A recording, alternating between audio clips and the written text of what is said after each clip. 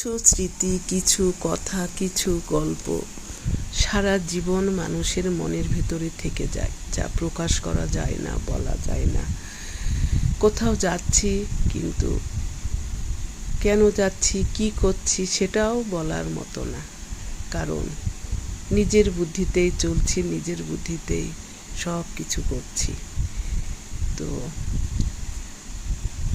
আমার মতো যারা এইরকম একা সব কিছু করতে হয়, কেউ পাশে থাকে না, কেউ বলার নেই, কেউ দেখার নেই, একা একাই সব কিছু মেনটেন করতে হয়, তারা অবশ্যই কমেন্ট করে জানাবেন জীবনটা কত কষ্টের হতো। যদি অনেক টাকা থাকতো, অঢেল টাকা থাকতো, তখন আমার হয়তো এইসব মেনটেন করতে কষ্ট হতো না।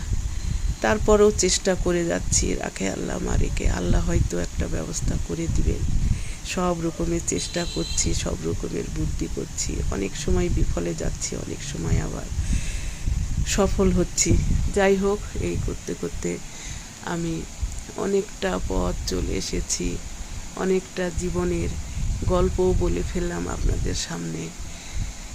যারা একা জীবন কাটান তাদের কিন্তু জীবনে অনেক গল্প থাকে, গল্প বলার মানুষ থাকে অনেকের, অনেকের আবার থাকে না। অনেকের বেস্ট ফ্রেন্ড থাকে, অনেকের ভালো বান্ধবী থাকে, আমার কেউ নেই।